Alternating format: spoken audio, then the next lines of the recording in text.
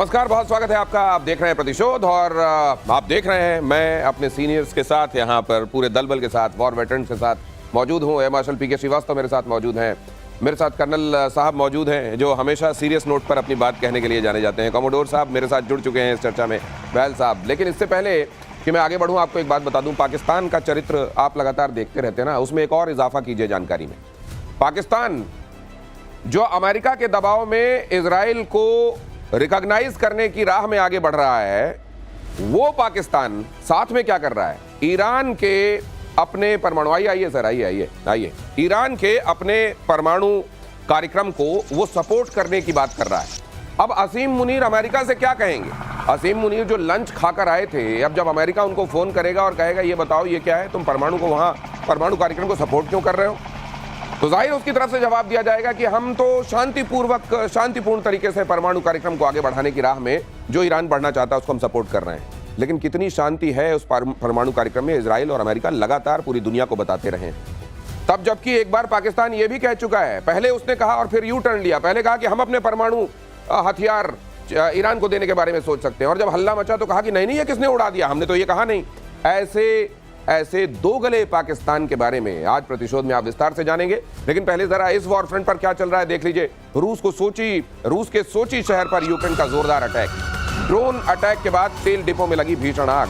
120 fire fighters ने बुझाई तेल डिपो में लगी आग। रूस ने यूक्रेन के 93 ड्रोन मार गिराने का दावा किया। अब देखिए जरा ये ड्रोन वॉरफेयर कितना इंपॉर्टेंट होता जा रहा है। ये रशिया यूक्रेन वॉर से ही लोगों को ये पता चला, और रशिया यूक्रेन वॉर में अब क्योंकि ये बहुत लंबा खिंच चुका वॉर है, हर दिन इसमें नए सोपान लिखे जा रहे हैं। एक बार फिर से रूस के सोची शहर पर जब यूक्रेन ने अटैक किया है तो ये दिखाया है कि ड्रोन कितना महत्वपूर्ण है। भारत ने भी इस बात को समझा है और उसने क्या तय किया है आज आप प्रतिशोध में ये भी जानेंगे। लेकिन पहले ये खबर देख लीजिए। ये देखिए किस तरीके से डिपो पर, ऑयल डिपो पर ये हमला किया गया है और कैसे जबरदस्त आग यहाँ पर लगी हुई। और रूस का यूक्रेन पर जबरदस्त पलटवार। रूस पर हमला हुआ तो रूस को छोड़ेगा, यूक्रेन पर जबरदस्त पलटवार हुआ। 76 ड्रोन और 7 मिसाइलों से अटैक किया गया। 16 ड्रोन और 6 मिसाइलें 8 जगहों पर गिरी। रूस के अटैक से यूक्रेन में भारी तबाही। ये एक तरीके से रूस को और उकसा देने का काम यूक्रेन बीच बीच में कर रहा है। अगर सोचते भी होंगे कहीं व्लादिमीर पुतिन की चलिए अब शांति की तरफ बढ़ा जाए, तो इस तरीके की उकसाहट जो है वो फिर से उनको ये याद दिला देती होगी कि किस तरीके से रूस के लिए एग्जिस्टेंशियल थ्रेट हो सकता है अगर उन्होंने इन सबको काबू नहीं किया।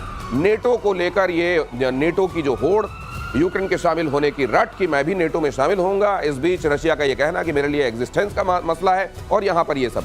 मेरे साथ जो मेहमान जुड़े हुए, आइए इसको समझते हैं, इसको डिकोड करने की कोशिश करते हैं इस लिहाज से कि क्या ये अब ये परपिचुअल जो माने जाने वाले वॉर कहे जाते हैं कि ये तो चलता ही रहेगा, ये तो नासूर की तरह है जो रिश्ता ही रहेगा, क्या सर उसी में इसको शामिल कर लिया जाए? कुछ हद तक आप शामिल कर सकते हैं, लेकिन यहाँ पर जो यूक्रेन दिखाने की कोशिश कर रहा है दिनेश, वो ही दिखाने की कोशिश कर रहा है कि अगर मुझे आपने हथियार दिए तो मैं उन हथियारों से डीप रशिया में अटैक कर सकता हूं, और अपनी एक एसिमेट्री जो होती है कि अगर मेरे पास जहाज नहीं है उस तरह के, मेरे पास उस तरह के मिसाइल्स नहीं है, तो ड्रोन्स का मैं इस्तेमाल कर सकता हूं। इसमें एक बात बहुत उभर के आती है कि लॉन्ग रेंज ड्रोन्स का इस्तेमाल हो रहा है जो अनडिटेक्टेड रिफाइनरी के ऊपर गए हैं और वहां आग लगी है बहुत जोर की। तो ये जो चीज़ है ये ज़रूर अपने आप में एक चिंता पैदा करती है रशिया के दिमाग में, और एक तरीके से ज़ेलेंस्की आह्वान दे रहे हैं वेस्टर्न पावर्स को, खास तौर से अमेरिका को, ये वाला ड्रोन और दो ये वाले ड्रोन जो हैं वो उस तरह से ट्रक में नहीं भेजे गए, यहीं से ऑपरेट किए गए। ये ट्रक वाले, ये वाले नहीं है, ट्रक वाले नहीं। तो कुछ ट्रक के जरिए भेज दिए जा रहे हैं, वो लंबी दूरी से ऑपरेट किए जा रहे हैं। लेकिन आप देख रहे हैं ड्रोन का महत्व अब वॉरफेयर में, और खासतौर से एसिमेट्रिकल वॉरफेयर वो कहा जाता है, उसको कहा जाता है जब दोनों देशों की ताकत में बहुत बड़ा फर्क होता है, सेना की ताकतों में, और उस बीच में लड़ाई लड़ी जाती है, जिसको किसी जमाने में गुरिल्ला टाइप की लड़ाई भी आप कह सकते हैं। और उस समय एसिमेट्रिक वॉरफेयर में अब ड्रोन का ये महत्व। लेकिन सर इस बीच क्या अब यूक्रेन पूरी तरह खंडहर ही देश के दुनिया के नक्शे में दिखाई देगा आने वाले दिनों? देखिए, रशिया का एम बहुत क्लियर है कि हमें सूमी और खार्किव को बनाना है एक बफर जोन, और साथ में लुहांस्क और डोनेट्स्क का पूरा एरिया ले लेना है।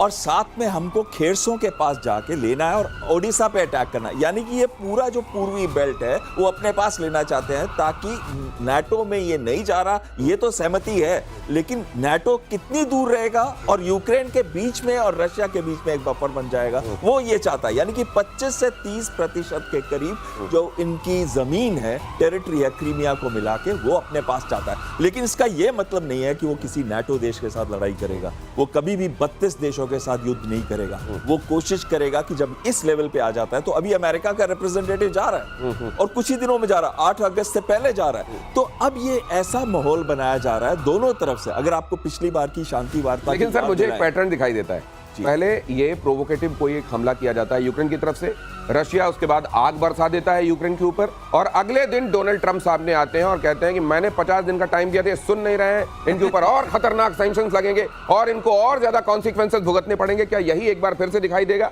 ये खबर देखिए जरा, वॉर के बीच पुतिन को ट्रंप का अल्टीमेटम देख लीजिए। 8 अगस्त तक शांति बहाल करने को कहा, हल नहीं निकला तो नए प्रतिबंध लगाएंगे, ट्रंप ने कहा। ये हर दिन, अच्छा मुझे एक चीज और लगती है, ये एक कोई डेट दे देने से कर्नल साहब एक साइकोलॉजिकल प्रेशर बनता तो है, लेकिन पुतिन उन लोगों में से नहीं है जो डेट देने से साइकोलॉजिकल प्रेशर में आने वाले हो। ट्रंप को ये बात अब तक समझ लेनी चाहिए। जय हिंद, नमस्कार। मैं आज आपसे पहली बार बड़े सीरियसली डिफरेंस पर हूँ और वो मेरा डिफरेंस है, आपने शुरुआत में पाकिस्तान के कुछ चरित्र के बारे में बात किया। प्लीज इसे बंद करिए। चरित्रहीन लोगों के पास चरित्र नहीं होता, आप नहीं समझ पा रहे हैं, पता नहीं क्यों। और उसी चरित्र की बात आती है ज़ेलेंस्की के ऊपर। तो सर दोगला है तो चरित्र नहीं कहेंगे उसको, आप सिर्फ ये कहें कि फिर वो चरित्र नहीं है, दोगला है वो, बस। और कुछ है ही नहीं। हाँ सही बात, सबसे बड़ी बात ये है। नहीं, और वही चरित्र जो अब आप बोल रहे हैं ना, वो अब आप ज़ेलेंस्की में देखिए। लिया, पाया क्या, खोया क्या, तूने अपना देश गंवा दिया। इस समय तेरा अपना एस्टिमेट है कि 70 से 80% मेरा देश टूट गया और टूटता चला जा रहा है। पीस की बात, अरे तुम यूएस के कहने में, ट्रंप के कहने में आ गए, कोई बात नहीं। मिली तुम्हें क्या नेटो की सदस्यता? बनाया उसने आपको। इसको बोलते हैं चरित्र, कि आप इतने ज्यादा गिर गए अपने आप कि आपने अपना कंट्री लुटवा दिया। और जो चरित्र आप पुतिन की बात कर रहे थे कि पुतिन प्रेशर में आ गए, आए ना प्रेशर, किसने मना किया? 100% पुतिन अंडर प्रेशर, और अब वो दिखा रहा है कि मैं प्रेशर में काम कैसे करता हूँ। ये जो काम चल रहा है ना, ये पुतिन के प्रेशर का काम है। लेकिन मुझको एक चीज और लग रही है सर, आने वाले दिनों के लिए नजीरें बनेंगी कि सैंक्शंस का जो हवा है वो ना दिखाया जाए दुनिया को। ये नजीर क्या बनेगी, बन गई है। अब इनके सैंक्शन से कौन डर रहा है? अभी तो कनाडा के प्राइम मिनिस्टर ने भी कह दिया कि आप सैंक्शन लगाओगे, हम भी लगाएंगे। अब वो जो जमाना था, उन्होंने कहा ना कि हम अपने इलेक्ट्रिसिटी जो आपको दे रहे हैं उससे 25% हम भी लगा देंगे। इलेक्ट्रिसिटी जाती है यूएस में कनाडा से। अब सारे लोग खुल खुल के आ रहे हैं।